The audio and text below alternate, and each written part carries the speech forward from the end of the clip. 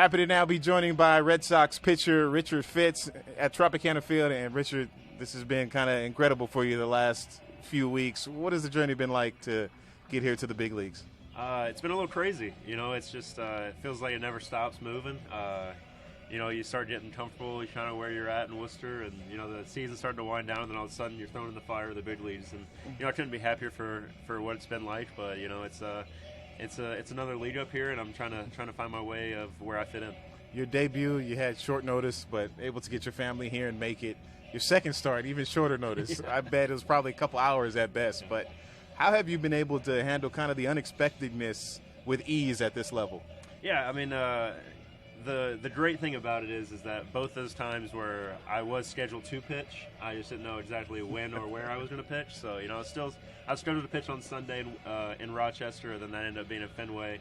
So I was still locked in, ready to pitch anyway, and it's hard not to be excited / ready for your debut. So I was excited about that, and then I was ready to pitch in New York, and then just moved me up about a couple hours.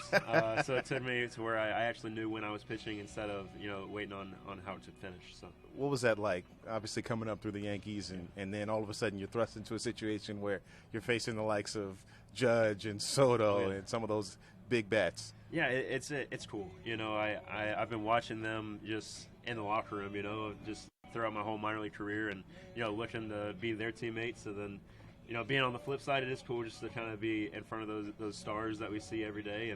But I was really excited to face Austin Wells. He was my catcher in Somerset, and I saw him in the box. I gave him a little nod, and it made me happy to think that I got to play against him. And obviously, you mentioned it. You were in line to start in Tanner Houck's place if he was unable to go. Feels like that's another question mark for this week. How do you kind of prepare for the unknown at this point? Yeah, it's the same thing, just like what I said. I'm trying to prepare myself to pitch in whatever situation that is. So if they tell me I'm available this day or this day, I'm gonna try my best to be ready for those days. And if it's a start, then that's great. And if it's out of the bullpen, then I'm gonna do my very best to adapt to that role. What have you done to prepare to stay ready? What is your preparation like as you get ready for any role that they put you in? Yeah, the great thing about pitching is that I'm able to control the game. So just as far as getting ready for these games, it's all up to me of just the correct mindset. So I've created that all throughout the year of just trying to get myself ready for every start or every appearance, and I'm keeping that same routine just the night before, the days before, and that way, the day of the game, if I am told an hour and a half before the game that I need to start, then I'm ready. You were named Woo Sox Most Valuable Pitcher. Obviously spent a majority of your season there. How significant is it to be honored in that way? Yeah, I'm super honored. There's a lot of great pitchers that have played there this year, and I've been very fortunate to play with a lot of those guys.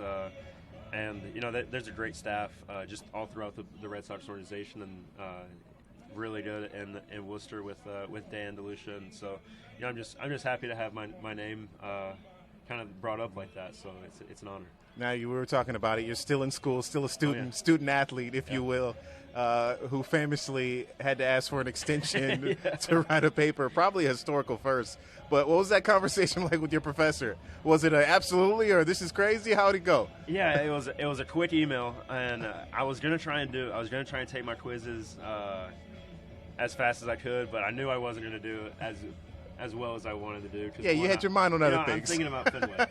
And my wife was like, why don't you just see if you can possibly get an extension? And I was like, okay, I guess I will. Send him a quick email. It's like, hey, making my debut for the Red Sox tomorrow in Fenway Park. Is there any way I can just take it on Monday? It was just one day extra. And then he replied back pretty much immediately, just congratulations, super pumped for you. Yeah. Wait till Monday, do whatever you need to. So I'm super thankful for that. It took an ease off my back. It made it a lot easier. One less thing to have to worry about. Definitely. I'm curious, though. It begs the question, what was the paper about? What did you write about? And it was 2 quizzes in my finance class, basically. So, they were pretty tough. I had to get my calculator rolling with it, but it was I still did pretty all right with the quizzes. So. I was going to say, you got your grade back already? Yeah, What do we got?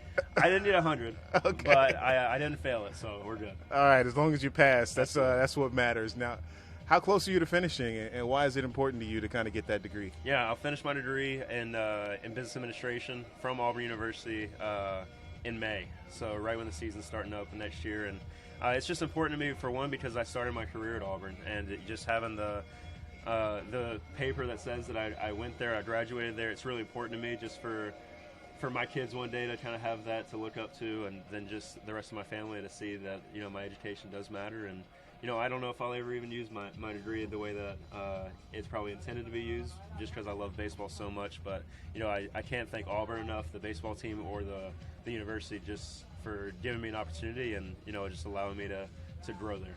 Well, Richard, hopefully you have a long, prosperous major league career, Absolutely. but nothing like getting an education. So best of luck with that, and thanks so much for spending some time with us here. Absolutely, thank you. You got it, man. Richard Fitz, the Red Sox pitcher, and also a very, very significant finance person, so he can help us with some of those tips as well.